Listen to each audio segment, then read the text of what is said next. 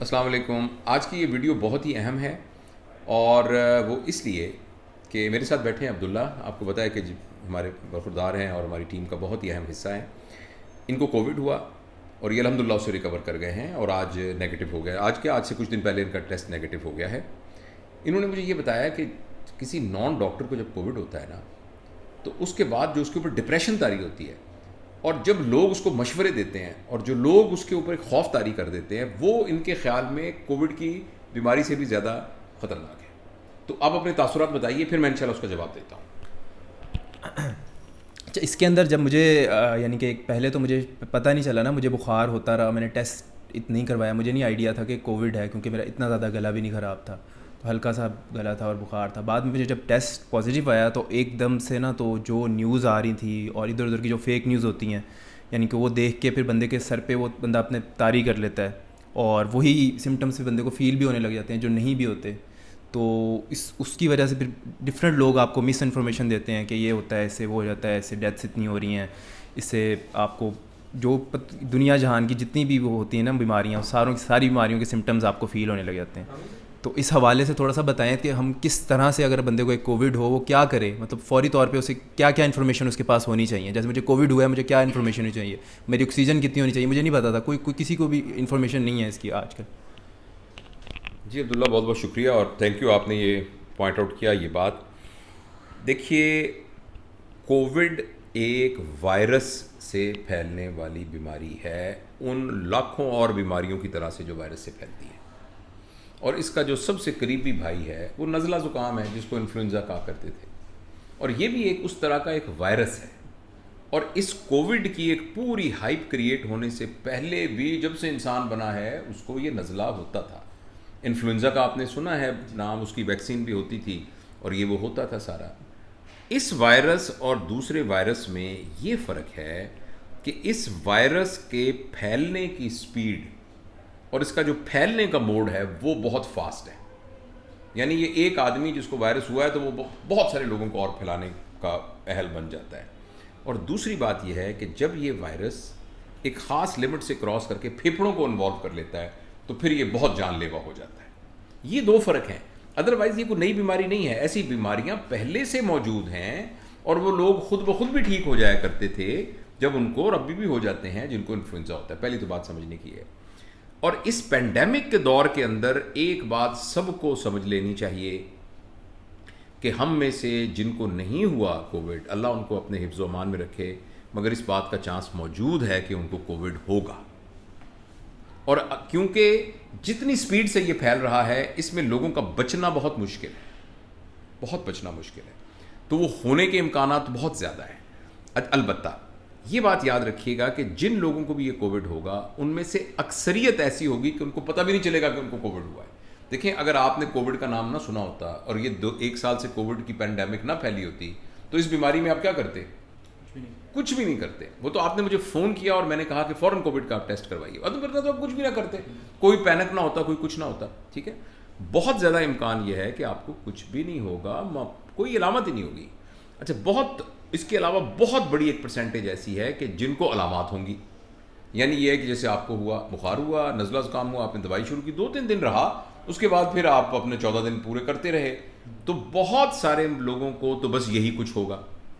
اس کے علاوہ کچھ لوگ ایسے ہوں گے کہ جو اس سے اگلی سٹیج پہ چلے جائیں گے, اور اس سے اگلی سٹیج میں جو لوگ جائیں گے وہ ہیں جن کا بخار نہیں اترا, کھانسی ان کو مسلسل بڑھنی شروع ہو گئی اور ان کو سانس کی تکلیف. یہ وہ جگہ ہے جہاں سے ہمیں اب محتاط ہونا پڑے گا.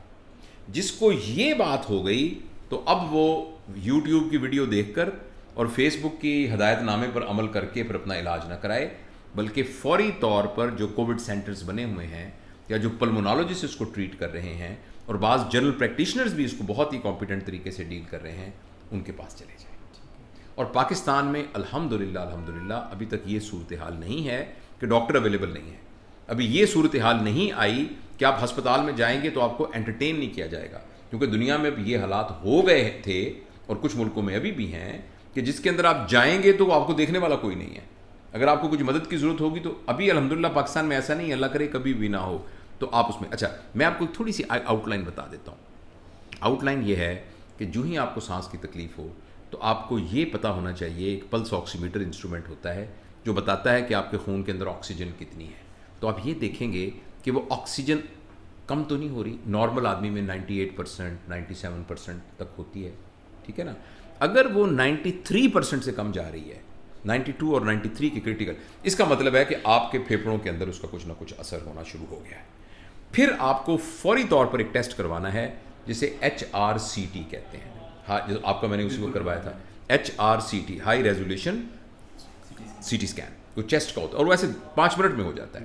اچھا، اس ٹیسٹ کے اندر، اور اگر آپ اس کی پرنٹڈ رپورٹ نہ لیں، صرف ویڈیو لے لیں، تو وہ اتنا پھر مہنگا بھی نہیں ہوتا، کیونکہ پرنٹ نہ کریں تو. لیکن وہ کیونکہ صرف ایکس رے میں پتہ نہیں چلتا. اچھا، اس میں اگر آپ کو پتہ لگے کہ آپ کا لنگ انوالو ہو گیا ہے تو پھر آپ کو کچھ دوائیاں اور ایڈ کرنی پڑتی ہیں.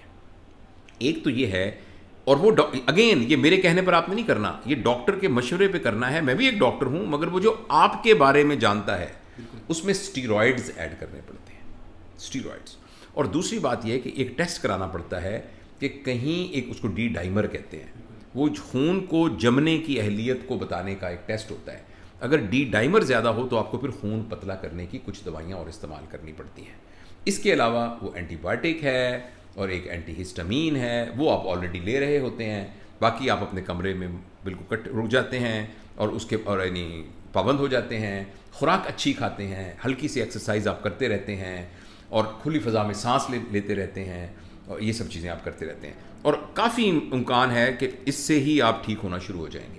لیکن اگر بات اس سے بھی بڑھے اور آپ کی 92 سے کم 91 ہونا شروع ہو جائے، اب باقی ان تمام چیزوں کے ساتھ ساتھ آپ کو آکسیجن کی بھی ضرورت ہے. وہ آکسیجن آپ گھر میں بھی لے سکتے ہیں، اور اس کے لیے اگر ہسپتال میں ہو تو یہ آکسیجن کی ضرورت اس کو پڑے گی جس کا 91 سے 92 سے کم ہو رہا ہے. سر ایک کوشچن ہے اس میں میرا، میں ایک بات پورا ختم کر لوں پھر آپ سے پوچھتا ہوں. اچھا، جو ہی آپ آکسیجن لینا شروع کر دیں گے تو آپ کی باڈی پھر ریپیئر کرنا شروع کر دے گی، اور پھر بہت سارے لوگ ایسے ہیں کہ اسی کے اوپر ٹھیک ہو جائیں گے. لیکن اگر اس کے باوجود ٹھیک نہ ہو تو اب پھر آپ کو اسپیشلائزڈ کیئر میں جانا پڑے گا، اور جس کے بہت تھوڑے لوگ ہوں گے جو اس میں جائیں گے. تو یہ تھی. اب آپ کیا پوچھنا چاہ رہے ہیں؟ میں پوچھنا چاہ رہا ہوں کہ اگر کسی کو جیسے گلا خراب نہیں ہے، بہت زیادہ سمٹمز بھی نہیں ہے، اسٹل اس کی آکسیجن لیول ڈاؤن ہو سکتا ہے؟ نہیں، ایسا نہیں ہوتا. اگر اس کو پہلے کوئی اور بیماری ہے، مثلا دمے کا مریض ہے، پہلے کوئی TB کا مریض ہے، پہلے اس کو لنگس کی، اس کو سگریٹ پینے کی وجہ سے لنگ خراب ہوا ہے، تو وہ تو ایک اور بات ہے. لیکن کووڈ کے اندر یہ ساری پہلے کھانسی وغیرہ ہوتی ہے تو پھر نیچے ہوتی ہے سانس کی. اور اگر کسی کے لنگس تک کووڈ نہیں پہنچا، اسٹل اس کا ڈی ڈائمر جو ٹیسٹ آپ بتا رہے ہیں وہ انکریز ہو سکتا ہے؟ ہاں جی، ہو سکتا ہے. ڈی ڈائمر کا تعلق لنگ کے پہنچنے سے نہیں ہے. یہ اس لیے کہ یہ دیکھا گیا کہ یہ وائرس ہماری جسم کے اندر خون کو جما دیتا ہے بہت جگہوں پر، اور جو وائٹل جگہ پہ خون جم جاتا ہے تو اس سے پھر وہ آرگن تباہ ہو جاتا ہے. تو اس کی وجہ سے بھی ڈیتھ ہوئی ہیں. تو اوور آل ٹریٹمنٹ تو یہی ہے. اور اچھا، اب جو اصل اہم ہے بات وہ ہے پینک ہونے کی. یہ ابھی تھوڑی دیر پہلے میرے بھائی آئے تھے نا، وہ شہزاد صاحب، تو انہوں نے کہا میں نہیں بیٹھتا انٹرویو میں، اس لیے کہ انہوں نے کہا ایسے میں نہیں بتاتا اپنی پریشانی کی بات. جب کسی کو کووڈ ہوتا ہے نا، ایک بہت ہی شدید قسم کا خوف اس کے اندر قریب کرنا شروع ہو جاتا ہے. اس کو لگتا ہے پتہ نہیں میں نے مر جانا ہے، اور پتہ نہیں مجھے کیا ہو گیا ہے. تو سب سے اہم بات یہ ہے کہ اگر اللہ کرے آپ کو کبھی خبر نہ آئے کہ آپ کو کووڈ لیکن ہو گیا ہے، تو اس بات کا چانس کہ آپ کو کوئی خطرناک بیماری یعنی خطرناک نتیجہ نکلے گا، اس کا چانس بہت کم ہے. تو آپ نے ایموشنلی اپنے آپ کو ویک نہیں کرنا، اپنے آپ کو نفسیاتی طور پہ کمزور نہیں کرنا. اس سے زیادہ خطرناک بیماریاں ہیں کہ جن کے ذریعے مرنے کے، جن میں چانسز بہت زیادہ ہوتے ہیں. میں تو کہتا ہوں کہ آپ ایک بس پہ بیٹھ کے ایک شہر سے دوسرے شہر جائیں تو اسٹیٹسٹیکلی زیادہ چانس ہے بنسبت یہ کہ آپ کو کووڈ ہو جائے اگر آپ کی ہیلتھ اور امیونٹی بالکل ٹھیک ہے. تو ایموشنلی، اور دوسرا ادھر ادھر کی سنی سنائی باتوں کے اوپر توجہ نہیں دینی، ایموشنلی اسٹرانگ رہنا ہے. یہ اللہ کی طرف سے ایک تکلیف آئی، ایک بیماری آئی، اور آپ نے ثابت قدمی کے ساتھ اس کو، اور اگر بیماری بڑھتی جائے تو اس کا علاج کروانا چاہیے. تو ابھی تک یہ نون یہ بات ہے. اور اس کا پیریڈ کتنا ہے؟ اگر بندے کو کووڈ ہوا ہے، پازیٹیو آیا ہے، تو اس کا تو عموماً 14 دن کے بعد ہو جاتا ہے نا، اور بعض لوگوں کا تھوڑا سا لیٹ بھی ہو جاتا ہے نیگیٹو.